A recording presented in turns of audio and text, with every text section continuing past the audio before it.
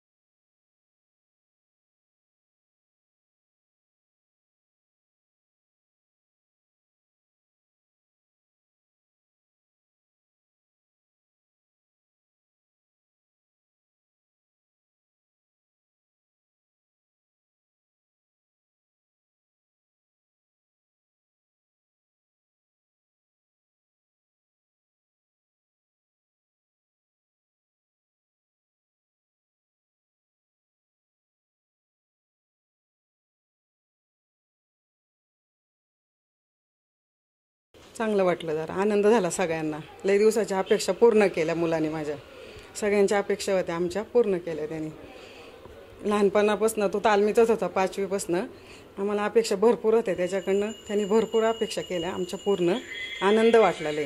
पासून आमच्या वडिलांची इच्छा होती की त्यांनी मोठं पहिलवान व्हावं आणि ती वडिलांची इच्छा, वडील माझे लवकर गेल्यामुळं वडिलांची इच्छा जी होती ती पूर्ण करण्याचा मी प्रयत्न करत होतो।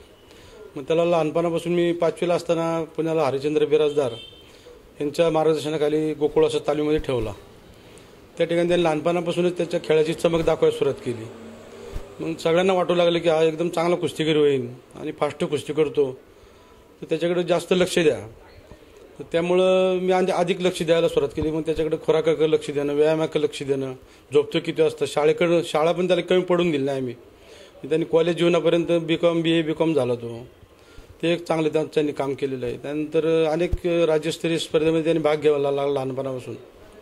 त्याने अनेक स्पर्धेमध्ये भाग घेऊन चषक देखील जिंकले, परंतु महाराष्ट्र केसरी व्हावा असं माझी एक मनापासून इच्छा होती। त्यांनी 5 वेळा महाराष्ट्र केसरी स्पर्धेमध्ये भाग घेतला, परंतु त्याला अपयश आलं। तो सेमीफायनलपर्यंत जायचा आणि काही तांत्रिक गुणामुळे त्याची पराजय व्हायचा। ते खंत एक माझ्या मनाला कायम लागून राहिली होती। पण त्याचं वजन पण तेवढं बसत नसायचं महाराष्ट्र केसरी गटात। तो लहान वयामध्येच अतिशय चांगला कुस्त्या करत होता। तर ते वजन वाढवण्यासाठी मी त्याला खूप सांगायचं की तू वजन वाढव, समोरचा मुलगा ताकदीचा असतो, तुझी ताकद वाढव, अंगात ताकद वाढव, खुराक वाढव। मग त्या पद्धतीने त्यांनी त्याकडे लक्ष दिलं आणि खुराकात वाढ करून त्यांनी आज वजन 97 किलो वजन केलं स्वतःचं। आणि मला त्यांनी विचारलं की बाबा मी उतरू का भारत केसरीला, तर म्हणलं उतर, म्हणलं तुझी इच्छा असेल तर उतर, पण तिथले पहिलवान ताकदीचे मोठे असतात, हारजीत असते, तो काय मनाला लावून घ्यायचं नाही, खेळाडूतीने कुस्ती कर।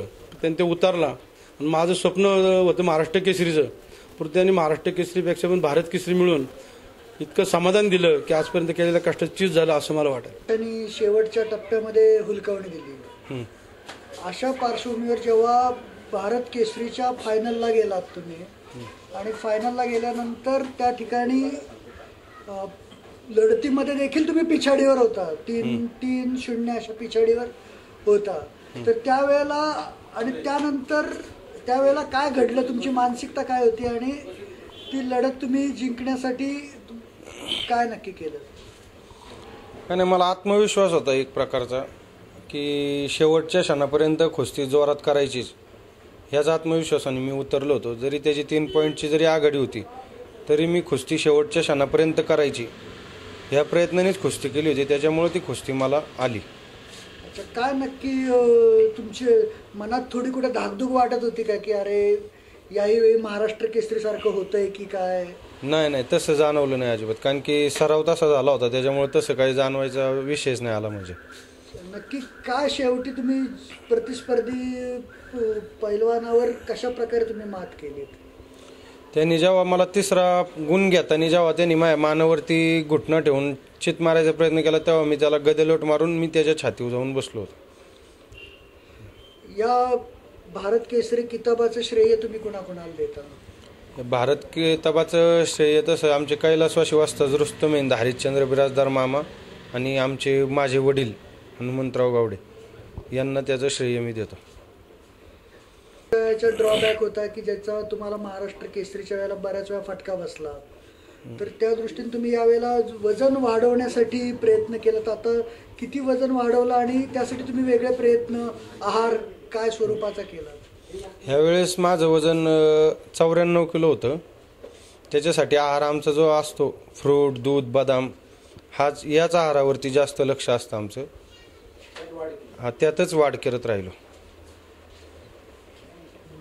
आणि दिल्लीमध्ये कुस्ती करणं, तिथला क्राऊड आणि दिल्लीचा क्राऊड याच्यामध्ये खेळताना असं काही दडपण वाटलं का की आपण परप्रांतात खेळतोय, आपले सपोर्टर्स कमी आहेत, आपल्याला चीअरअप करणारे हे कमी आहेत?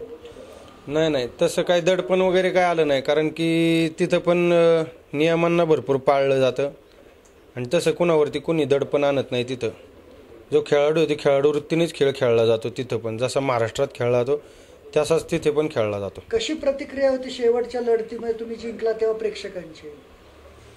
काय नाही, आनंदाचं वातावरण होतं सगळीकडं.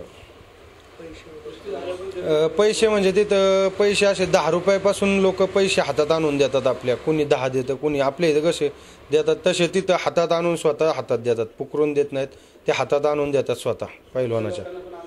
त्या लोकांना पण आनंद झाला. प्रत्येक माणसाने मला हातात येऊन पैसे दिले. माझी कुस्ती प्रदीप कुमार बरोबर आली तर तो पण मागच्या वर्षीचा भारत केसरीच होता. तो पुन्हा उतरला होता, त्याच्यामुळं कुस्ती जोरात होणार ह्या हिशोबानेच होती. तो प्रदीप कुमार म्हणजे मागच्या वेळेस भारत केसरी आला होता, त्याची माझी कुस्ती फायनलला आली होती. काय कुस्ती कशी झाली? कुस्ती त्यांनी पहिल्या मिनिटात त्यांनी माझ्यावरती एक गुण घेतला पट काढून, दुसरा पण त्यांनी तसाच गुण घेतला आणि जेव्हा तिसरा गुण घेतला तेव्हा तो घुटणा डाव करत असताना मी त्याचा गदेलोट डाव करून त्याच्या छातीवर जाऊन बसलो. वरती ज्या आंतरराष्ट्रीय स्तरावरच्या ज्या कुस्त्या असतील त्याच्यासाठी मी मॅटवरती सराव करणारी, त्याच्यासाठी तयारी जोरात चालू करणार आहे. ऑलिम्पिक, राष्ट्रकुल, आशियाई स्पर्धेसाठी तयारी करणार आहे.